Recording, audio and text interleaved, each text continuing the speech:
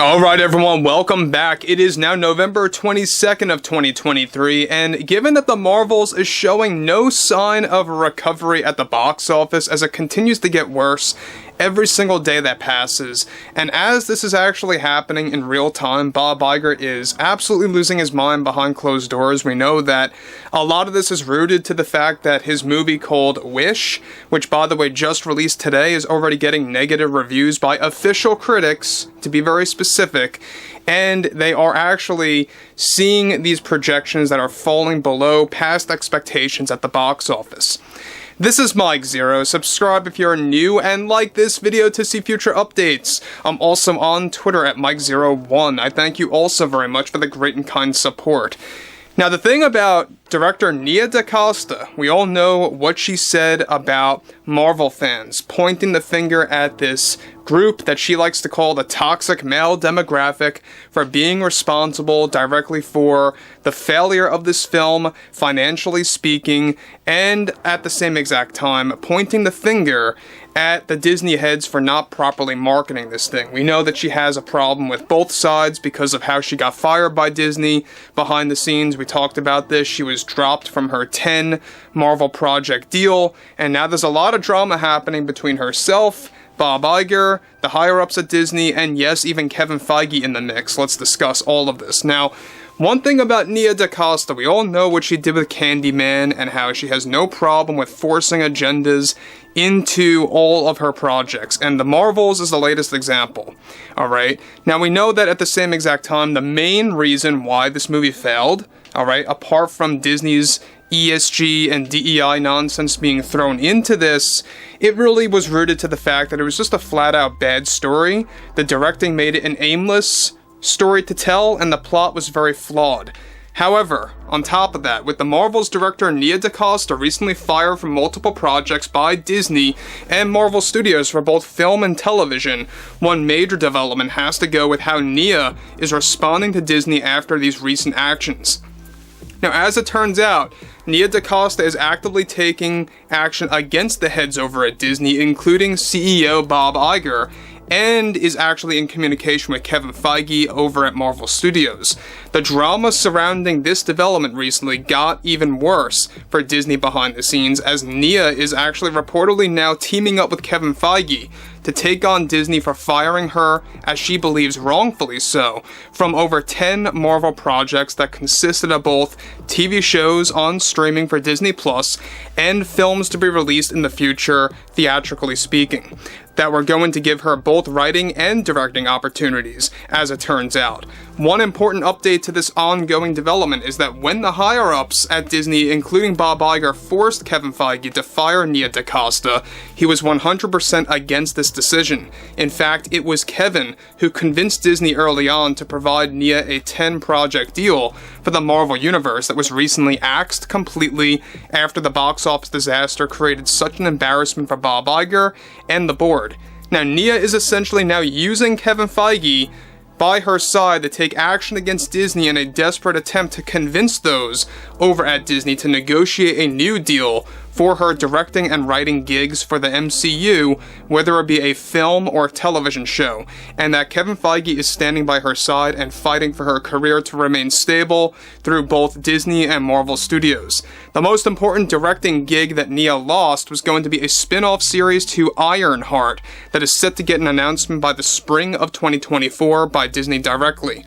Nia is already making, of course, all these attempts to keep her career intact, and is also getting other executive producers over at Marvel Studios by her side that are fully supporting her since Kevin Feige hopped on board to save her MCU career.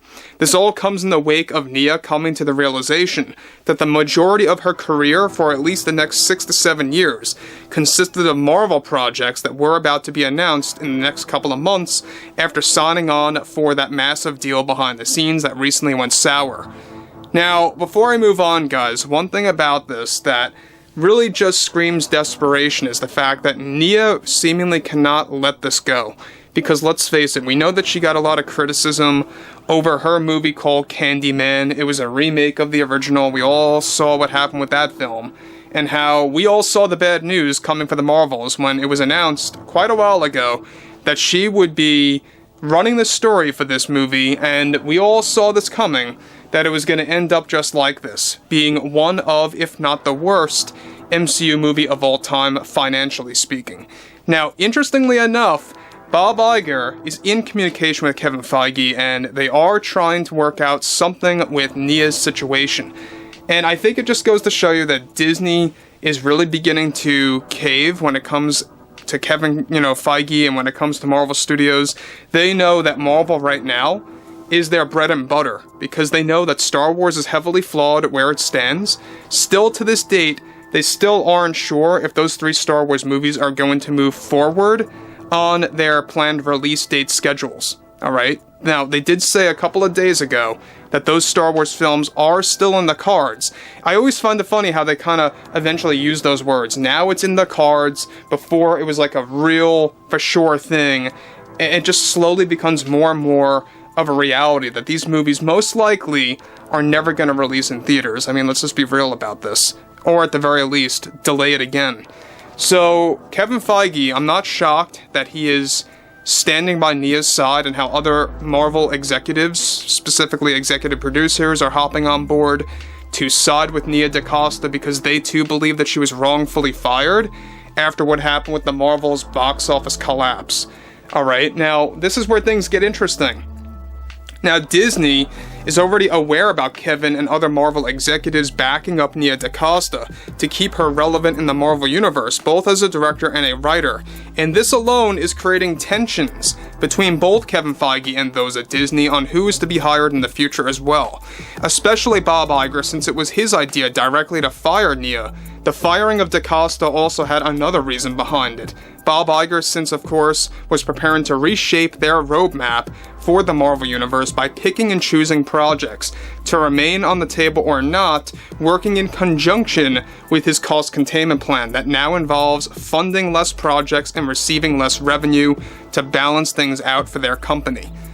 And that's the cost containment plan, again, wreaking havoc on the MCU. We talked about this months and months ago, that it was going to eventually have a major impact on future Marvel films.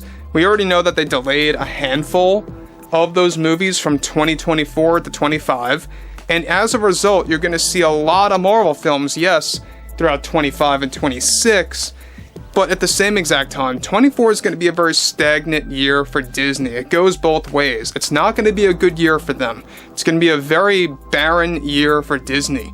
And Wish really is their only saving grace for this year to end things off. And even that is looking very bleak where it stands today, as today it just came out in theaters. So what's interesting about that too is the fact that we have Kevin Feige and Bob Iger with growing tensions now. It really makes you wonder if Kevin's gonna bite the dust now at Marvel Studios in the next couple of months by Disney. That would really be a shocker. Again, well, actually not quite a shocker. I mean, he's been really ruining the MCU for the past number of months now, if not years. Slowly but surely, and this year especially rapidly. So, anyway guys, drop a comment below, fill me in below in the comments what you all have to say about this, and if you guys did enjoy the content for today, make sure to drop a thumbs up on this video to support the channel, and I will catch you guys later.